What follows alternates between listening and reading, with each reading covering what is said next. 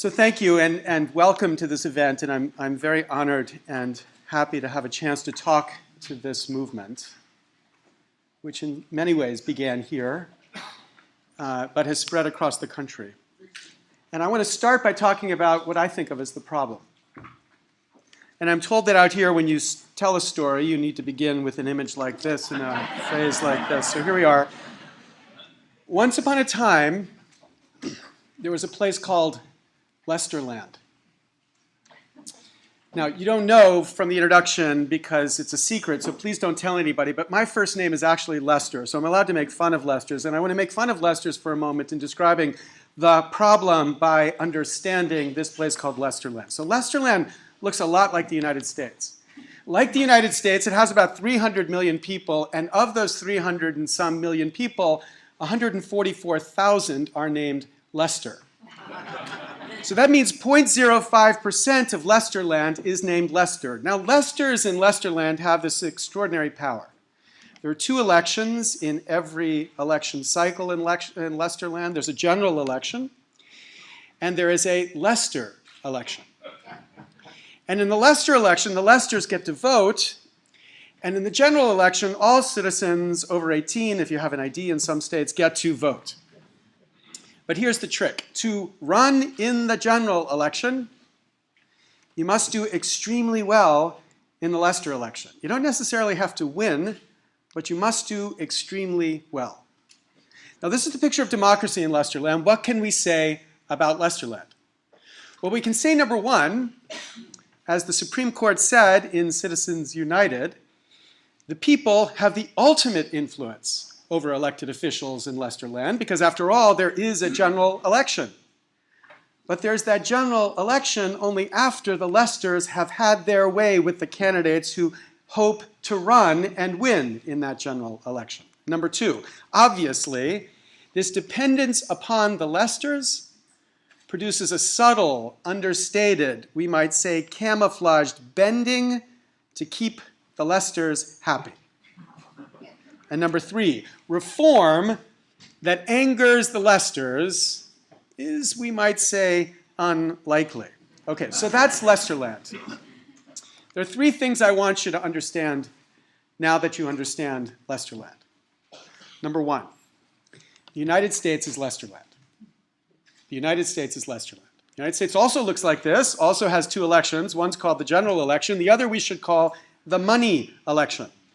In the general election, all citizens over 18, if you have an ID in some states, get to vote. In the money election, it's the funders who get to vote, the relevant funders of the campaigns. And as in Lesterland, to run in the general election, you must do extremely well in the money election. You don't necessarily have to win, but you must do extremely well. And here's the key. There are just as few relevant funders in our democracy as there are Lesters in Lesterland. Now you say, really? 0.05%? Well, here are the numbers. In this election cycle, 0.3% of Americans, 0.3, 1/3 of 1%, have given $200 or more in an election. 0.055% have given the maximum amount to any congressional or presidential candidate. 0.01% have given $10,000 or more in the election cycle. 0.0003% have given $100,000 or more. And my favorite statistic, 0.00042%, for those of you doing the numbers, you know that's 132 Americans, gave 60% of the super PAC money that was used in this last election cycle. So I look at this range, 0.3 to 0.01, and I'm a lawyer. I think it's fair for me to say it's about 0.05% who are the relevant funders in these elections, and these funders are our Lesters. Now, like you could say about Lesterland, this is what you can say about USA land. Of course, the Supreme Court was right. The people have the ultimate influence over elected officials because there is a general election. But as in Lesterland, only after the funders have had their way with the candidates who wish to win in that general election. And number two, obviously, this dependence upon the funders produces a subtle and understated and camouflaged bending to keep the funders happy. Candidates for Congress and members of Congress spend between 30 and 70% of their time raising money to get to power or to get their party back into power. And as they do that, they develop, as any of us would, a sixth sense, a constant awareness about how what they do might affect their ability to raise money. They become, in the words of the X-Files, shapeshifters, as they constantly adjust their views in light of what they know will help them to raise money, not on issues 1 to 10, but on issues 11 to 1,000. Leslie Byrne, a Democrat from Virginia, describes that when she went to Congress, she was told by a colleague, quote, "Always lean to the green." Then to clarify, she went on, he was not an environmentalist. And then point 3, reform that angers the funders in our system, we can say is unlikely. So in this sense, I want to say first, the United States is Lesterland. Here's the second point. The United States is worse than Lesterland. Worse than Lesterland. Because you can imagine in Lesterland, if we Lesters got a letter from the government that said to us, you guys get to pick who are the candidates that will run in the general election. You know, there are Lesters from every class. There are black Lesters and white Lesters. Not many women Lesters, but okay, let's put that detail aside for a second. There are Lesters from every class. You can imagine there would be a kind of aristocracy of us Lesters, right? It's at least possible. We would think we need to act in the good of Lesterland. It's our job, it's our purpose, it's our role. They look up to us, Lesters, to help them pick the best candidates who will run. But in our land, in this land, in USA land, the Lesters act for the Lesters. Because the shifting coalitions of interest that comprise the 0.05% are formed on the basis of whatever issue is just over the horizon. So if it's climate change legislation, you know it's coal companies and oil companies who comprise a significant portion of the Lesters. If it's healthcare, you know it's insurance companies and pharmaceutical companies and doctors who form a significant component of the Lesters. Whatever the issue is, whatever the issue that has to be blocked, whatever reform needs to be stopped, you can read back from that and understand who makes up the Lesters. And when they gather together and make their contributions, they are not asking for legislation in the public interest. They are asking for legislation in their interest. So in this sense, the United States is worse than Lesterland. And finally, point number 3, whatever one wants to say about Lesterland, in our version of Lesterland, in USA land, this conflicting dependence upon the Lesters versus the people is corruption. Corruption. Now, I don't mean it's brown paper bag corruption with cash secreted to members of Congress. I don't mean it's Rod Blagojevich corruption where people are engaging in criminal acts. Indeed, I'm willing to stipulate the complaint I have has no criminality attached to it all. I'm willing to assume everything I'm describing is perfectly legal. Perfectly legal. But even if it's perfectly legal, it is still corruption relative to the baseline that our framers gave us. Our framers gave us what they called a republic. And by a republic, they meant a representative democracy. And by a representative democracy, as Madison described in Federalist 52, they meant a government that would have a branch that would be, quote, dependent upon the people alone. So here's the model of government. They have the people, they have the government. I do my own slides. It's cool. The way that bounces like that. Okay, so the people and the government. An exclusive dependency, and so would the public good be found by that exclusive dependency. But here's the problem. Congress has evolved a different dependence. No longer a dependence upon the people alone, increasingly a dependence upon the funders. And this is a dependence too. It is different and conflicting from a dependence upon the people alone, however, so long as the funders are not the people. This is corruption. Corruption of the design that was to be this constitutional democracy. Now, this corruption has an effect. Its first effect is that Americans believe because of it, and I think Americans are right to believe this, but this is a separate question. Let's just focus on what Americans believe. Americans believe money buys results in Congress, quote, unquote. 75% of Americans, according to a poll we conducted for the book I published last fall. At that point, it was a bit higher Democrats than Republicans, but I guarantee you before the Republicans took control of the House in 2010, it was just as many Republicans as Democrats. So here it is, folks, the one thing we Americans all believe. money buys results in Congress. Leading to point number 2, that belief erodes trust in the institution of Congress. ABC and the New York Times found last year that 9% of America had confidence in Congress. 9%. Now, we should put that in context. It is certainly the case at the time of the American Revolution, a higher proportion of Americans had confidence in the British Crown than who have confidence in our Congress today. And that leads to point number 3. This erosion erodes, erodes participation in this system. Rock the Vote, which in 2008 organized and turned out the largest number of young voters in the history of voting in America, we still don't have the numbers from this election, found that in 2010, a significant number of their young voters were just not going to show up. So they polled them to ask them why. And the number one reason by far, 2-to-1 over the second highest reason, was no matter who wins, corporate interest will still have too much power and prevent real change. And it's not just kids. The vast majority who could have voted in 2010 did not vote, in part at least because of this belief. And even in this election, 40% did not vote, in part at least, I suggest, because of this belief, corruption. And these are its consequences. Okay, so what's the solution to that corruption? There's a systemic problem here. It is that the funders are not the people. There's a systemic solution to that problem. It is to make the funders the people. To give them away, right.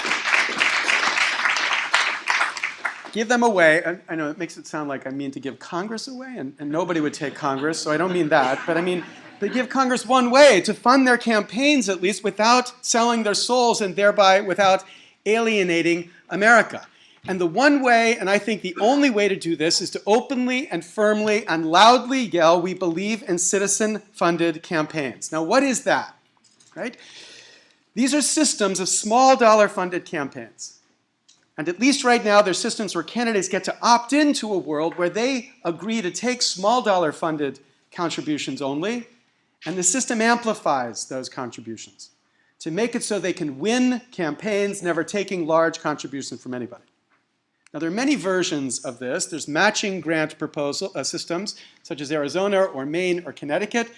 Connecticut adopted their system. In its first year, 78% of the elected representatives were elected using the system where they took small contributions only, never had to take any large contributions, Democrats and Republicans alike. And New York City has a similar system, which now might become the model for the whole of New York State.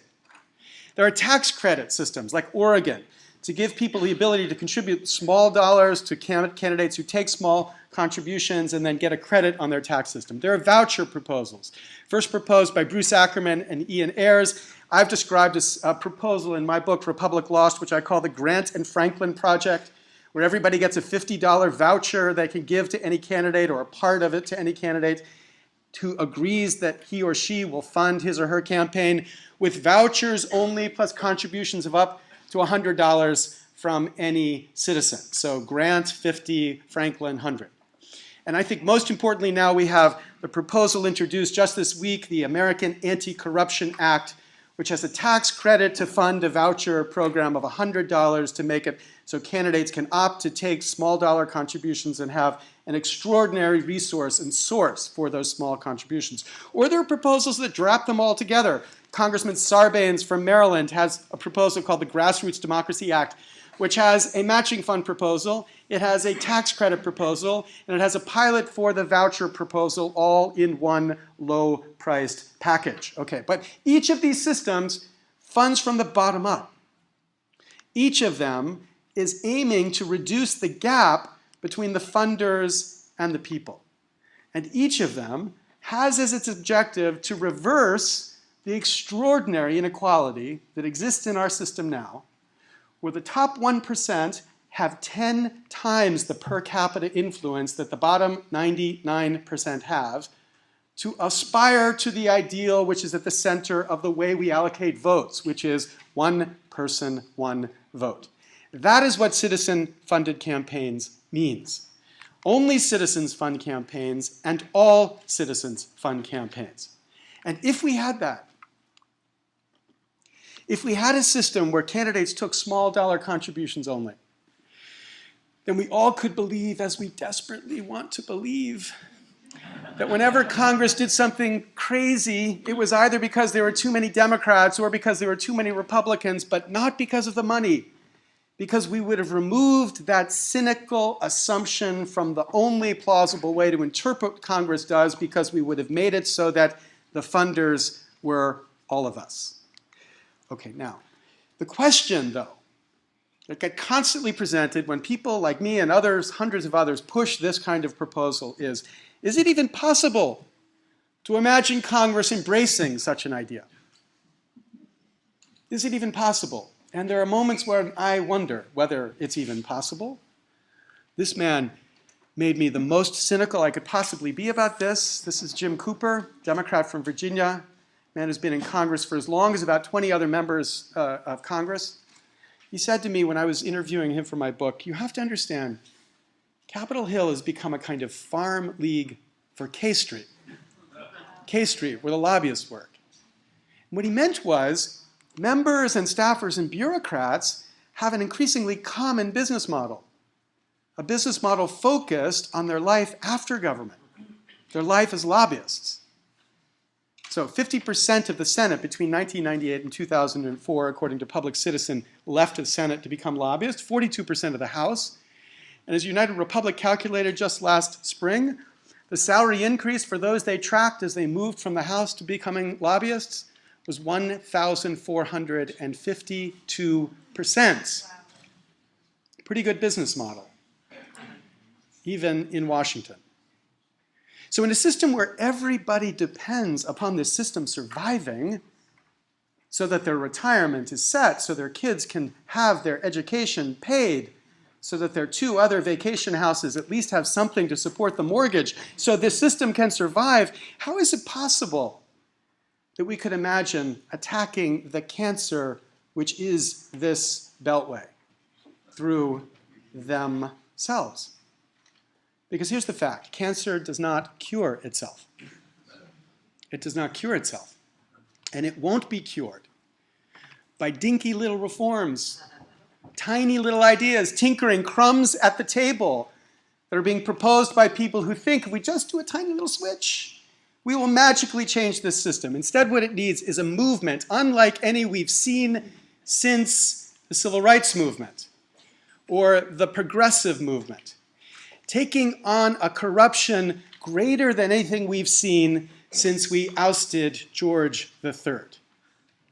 Okay, now we have an opportunity for that movement. It's a kind of gift. It was a gift given to us by an unlikely institution. They don't give many gifts. This place, the Supreme Court. It's a gift given to us in the form of an opinion called Citizens United versus the Federal Election Commission, an opinion that held corporations have an unlimited power to spend whatever they want, independent of political campaigns, to promote or oppose any political candidate. That opinion sparked extraordinary outrage across the country. Outrage which was across the political spectrum. So the Washington Post, a week after the opinion came out, found that 84% of Democrats opposed the opinion, 81% of independents, and 76% of Republicans, outraged at the idea that corporations would have this role in our political process. And that outrage translated into inspiration, as an extraordinary range of new organizations like Move to Amend or Free Speech for People or 99 Rise began to embrace this cause, and joining all sorts of organizations that had been around for much longer than this opinion, demanding that this decision be reversed. And in the process of these organizations taking up this cause, millions have been recruited to this cause, millions. And many of the people in this room are responsible for that extraordinary activity of recruitment and awakening that has led America to recognize exactly what the problem here is. This is incredibly important.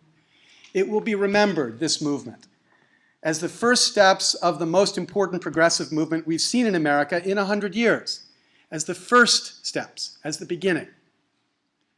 Because these steps can't be the end to that movement.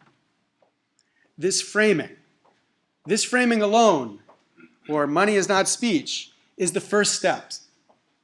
These means the idea of calling upon Congress to pass resolution, to pass an amendment, is a first step, a brilliant first step. Because what these means did was to build the recognition in America that something must be done. And we saw the product of that recognition in a poll that was conducted by Gallup in July of this year. When Gallup asked the Americans what was to be the priority for the next president. And on that list of 10 priorities, number 2 on that list was reducing corruption in the federal government. Number 2, 87% of Americans identified this issue, and of course they weren't thinking about Rod Blagojevich, they weren't thinking about Randy Duke Cunningham, they weren't thinking about bribery or criminal behavior. What they were thinking about was the unbelievable amounts of money in the political system, the sort of recognition which this movement had made salient to them. Now, of course, when you turn to the actual political campaigns, that issue was invisible. Neither Obama nor Romney on their webpage even mentioned this issue.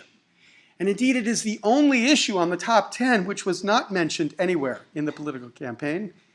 And more troublingly, it's the first time in as long as we can see where an issue on that top 10 list was not at the center of either the Democrat or Republican's platform for addressing the issues America thinks need to be addressed. So this is a measure of your success. A success you should be proud of and you should celebrate. But now we need to ask, what's next? What's next? What are the next steps for this movement? What's the message? What are the means? For it's my view that they must evolve. They must evolve. This message must evolve. And here's the point. This change, this attack on that cancer, must be fundamentally cross-partisan. I don't mean bipartisan, kind of kumbaya, we all agree with each other. We don't agree with each other. But I mean, it cuts across partisan lines. Because there's been one time in American history where we have attempted a fundamental reform like this that was not cross-partisan. That was 150 years ago in the context of a civil war. Instead, every other major movement to change the fundamental way in which government functioned was essentially cross-partisan. And in a world where we're calling for an amendment that requires 38 states to join with us, we cannot win if the issue is polarized, if the nation is divided about this question. And what that means is we have to learn to speak so the other side can hear. Speak so the other side can hear. And in this I was reminded after talking to a friend who studies the history of the civil rights movement that there's a parallel in the civil rights movement. If you think about the civil rights movement at the end of the 1950s and the beginning of the 1960s, the fundamental struggle the movement had was how did they get people to show up, to turn out, to express their anger and frustration with the existing injustice of the American system, and to demand a change. And there were two schools. There was a school associated with Malcolm X that said the way to get them to show up is to tell them to be incredibly angry, to be furious, and to demand the changes which hundreds of years ago should have been granted to African Americans, and to use whatever means, including, if it came to it, violence, to demand this change.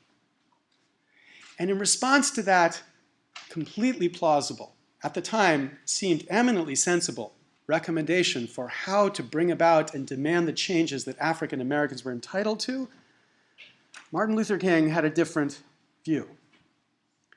King's view was, look, you can get 12% or 14% of America to show up and demand change, but 14% of America is not enough. Instead, he counseled a movement that could speak so that the other side could hear. Not speak with violence, where if whites saw violence, they would shut their eyes and close their ears and demand the violence end, but speak through nonviolence. So that when whites from the North saw African Americans being beaten up and bitten by dogs and not respond with violence, they would have to stop and listen and hear and understand. Speak so the other side can hear, and hear too. It's my view we need a certain discipline here, a discipline in this movement, a discipline that makes it possible so that we speak so that the other side in this debate can hear what we're saying too. So here are the ways to that end. The first thing is to recognize what the power is that we have. Now, the Chhatarati in America think that the really interesting division in American politics is between the left side and the right side. I think the interesting division in American politics is between the inside and the outside. The inside, the kind of world inside that Beltway in Washington, D.C., and then the outside, the rest of America. And when you listen to what they talk about and contrast it to what the rest of us talk about, it suggests a remix of a very famous book. Washington is from Mars and we are from Earth. Now, the point to recognize is that these outsiders have a certain politics. Following Nigel Cameron, let me just call it, to be kind of geeky, exopolitics. Exopolitics. And the exopolitics is not a politics of politicians, it's a politics of citizen politics. Citizens demanding that their politics change. Citizens who are not congressman wannabes or representative wannabes. Citizens who want to have the freedom to go back to their life but recognize they need to stand up for a week or a month or a year or 5 years and shake the insanity out of their government. And there are many instances, many examples of this over the past 15 years, and I think they're increasingly frequent. These waves of open source energy that bubble up and have an effect and begin to define what this movement could be. I think the Move On in 1998 was the first of these, when 2 Berkeley programmers look up from their computer screens and recognize that the United States Congress is considering impeaching a man because he lied about having sex. And they said, what the hell? What the hell? There are real problems that America needs to address. This is way down that list, way down that list. And so they started a movement that gathered signatures from millions of people within a couple weeks, from Democrats and Republicans alike, that said, censure the man and move on. And that movement, appearing out of nowhere, shocked Washington and forced Washington to reconsider the craziness that had swept over the inside. I think the Tea Party, the grassroots component of the Tea Party movement, not the Beltway Tea Party people, but the grassroots Tea Party movement, was a similar exo-political movement that bubbled up using what they self-describe as the open source energy of the internet to rally people behind their cause. I think the Occupy movement was an exo-political movement, which manifested itself and was created solely by the way in which people noticed and recognized and followed the online activity that made them salient and significant. I think the extraordinary movement to stop the latest craziness emanating from this part of the country to regulate what's called, quote, piracy on the internet, a bill which, when it was introduced, Chris Dodd, the head of the Motion Picture Association of America, that's the same Chris Dodd who was senator from Connecticut and promised he would never become a lobbyist. He's the guy I'm talking about, head of the Motion Picture Association of America, said he had 66 signatures in the Senate to support this act. And yet within a couple weeks after an extraordinary net uprising, including Wikipedia shutting down for a day, and hundreds of thousands of telephone calls to Capitol Hill telling them to stop, SOPA was withdrawn. This is a kind of power. It's a ground-up power. It's new. Some from the geeky community think it's GNU. But if there's hope for this movement, I think it is in this exopolitics. But here's the problem with exopolitics. Too much in this exopolitical movement is fundamentally polarized. Like everyone, like politicians, like the political parties, like the media, like the .orgs that try to rally us, they practice this business model of polarization. They recognize, their managers recognize, they profit the more they divide us, the more they teach us to hate them, the more they rally us to the loyalty to our side, the more they profit from us, the more they destroy the possibility that we can work with that side to bring about the change we need. We've produced what we could call the Ray-Ban culture, polarized and very, very cool. Okay. Now the answer, I think, is to begin to focus on the right message and the right method. So let's focus first on the message. There is a way of talking about this problem that everybody can assent to, from the left and the right. That's to focus on this root. The root is corruption, this picture of the way our government functions. In my view, it is only this frame that can unite people as diverse as these and these. It is my view that this frame will not unite people from the left and the right. Instead, this at the core. And in pushing this at the core, we've been given another gift. Not by Stephen Colbert, but by Stephen Colbert's lawyer and a team that he worked with in pulling this together. That is the American Anti-Corruption Act, which as you pour through it, you will recognize it to be an extraordinary collection of changes that, if implemented, would fundamentally reshape the corruption of Washington. So there's a provision that basically shuts down the Farm League for K Street. There's a provision that creates citizen-funded campaigns building on the idea of vouchers funded through tax credits. There's a provision that fundamentally changes and challenges Citizens United, building an idea and an observation that I made in my book, Citizens Republic Lost. And there's fundamental enhanced transparency that builds on the insights of the Sunlight Foundation to make it possible for us to understand what they're doing and why they're doing it, and how much time they're spending raising money in order to do it. This package is what I mean by bold, not puny reform. It is this kind of bold reform, not the puny reform, that we should be pushing, because in my view, this would work to change the way this system functions. So that's the message, a message focused on corruption. Here's the method. It's a method that the wolf pack has embraced. Chank's sitting over here. The wolf pack has embraced. So there's been enormous success in this progress towards petitioning our government to do the right thing. We write them letters in the form of resolutions. The resolutions say something like, "Dear Congress, please cure yourself. Please, pretty please, please, please, please." Those letters get filed. Sometimes they get filed in a circular filing cabinet. And my suggestion is we need to think about how we can act with more consequence. More consequence. And actually, Article 5, the provision in our Constitution that enables us to amend the Constitution, begins to have a map for how we could act with more confidence. Because when Article 5 was first drafted, the only means by which the amendments could be generated was by Congress proposing the amendments. And some clever soul said in the Constitutional Convention, hey, wait a minute, what if Congress is the problem? And so that's a good point. So in addition to Congress proposing amendments, Article 5 embeds a procedure by which the states can call on Congress to call a convention which proposes amendments which, like the other amendments, are only valid if 3/4 of the states, 38 states, ratify them. Now, there are two characteristics of this way of proceeding that I think are central. First, it is cross-partisan because people can be calling for a convention for any reason they want.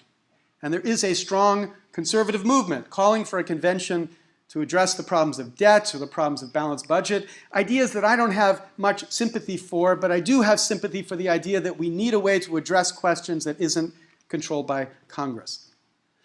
And it is also the only procedure that has actually in our history worked to peacefully bring about a fundamental change in the way the government is structured. Now, you can say never before have we had a convention. That's true. But we've been close once. That was 100 years ago, 1911, when the Senate was still appointed by the legislatures and Congress was called upon to fix the Senate because people perceived that to be the core of the corruption inside of the system. And Congress refused to fix the Senate by refusing to send out an amendment that could be ratified to change the way the Senate was elected. And when the movement to call a convention was one state shy of the number it needed to call a convention, Congress was terrified. And Congress's terror quickly changed their refusal into an agreement to send out to the states an amendment that would eventually be the amendment that would make the Senate elected. So the very process of bringing about the movement for a constitutional Article 5 convention forced the change inside the system that those who pushed that convention wanted. And in this process, every new state that passes a resolution calling on Congress to call for a convention is one step closer to there being a convention. Every new state has consequence for the potential that is needed to bring about the pressure necessary to force that cancer to be cured. So this is the method that I think we need to increasingly consider, to talk about openly and to discuss and debate and recognize there are questions it raises, I get. But we need to move and evolve to address those questions if we're going to have a strategy that can in the end win. So here it is. I have a slogan. I'm not good at slogan writing, but here's the slogan. Exo-politicians of the world, we have to unite behind the AA Act and force change with an Article 5 convention. There it is. Okay, it's not quite a bumper sticker yet. I mean, it could be tweeted, but not quite a bumper sticker yet. But this is the work we need to push to understand how this architecture, these architectures of changes can be the next step of this incredibly important movement for change. Now, let me just end with this. I had the honor of going to New Hampshire earlier in this week to talk to some climate change scientists about the problem of money in their field. And I had to start by confessing to them that I know, though this is controversial, Al is still my hero here. And I showed them this clip from a TED Talk that Al gave. I'm a big advocate of changing the light bulbs and buying hybrids, and Tipper and I put 33 solar panels on our house and dug the geothermal wells and done all of that other stuff. But as important as it is to change the light bulbs, it's more important to change the laws. And when we change our behavior in our daily lives, we sometimes leave out the citizenship part and the democracy part. In order to be optimistic about this, we have to become incredibly active as citizens in our democracy. In order to solve the climate crisis, we have to solve the democracy crisis. The democracy crisis. Now, I have never been to an event that depressed me more than that event with climate change scientists talking about the state of climate change knowledge. Because as we sat there and focused upon the fact that indeed the problem was much worse than we thought, that it turned out Al Gore and his filmmaker Davis Guggenheim, who's in the room here, were apologists because they described it, I'm joking, of course, right? They described it in a way that turns out not to be as profoundly threatening as it is. I reflected on the fact that we're not making progress on this fundamental, for me, the most fundamental issue. Indeed, after 2008, when both candidates ran saying this was a priority, 2012 happened and neither candidate even mentioned the issue. Incredibly depressing. And then as I sat there and I thought about every other issue that we think of as important, Getting a healthcare system that works and we could afford. Getting reform on Wall Street that doesn't make our economy vulnerable to the gambles of the richest people in our society. Finding a way to address the fundamental debt crisis that will burden our children and our children's children and our children's children's children. Came back to this democracy crisis. This democracy crisis. Now, what the hell are we doing about this democracy crisis? I don't think of it so much as the democracy crisis. I think of it as the republic crisis. It's the crisis of living in Lesterland. The crisis of living in Lesterland. And we were warned about this crisis.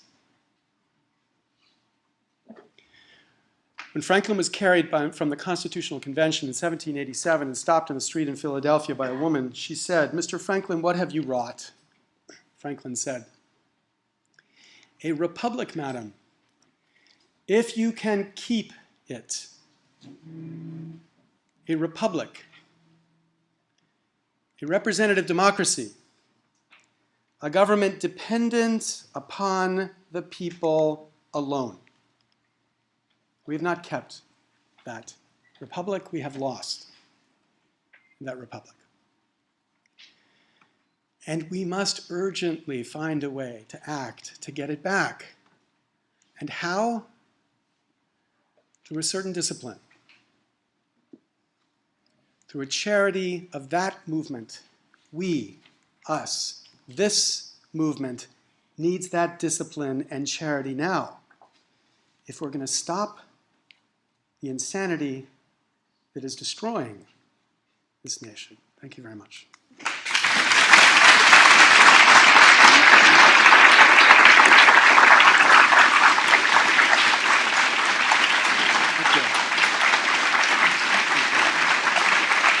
Thank you very much.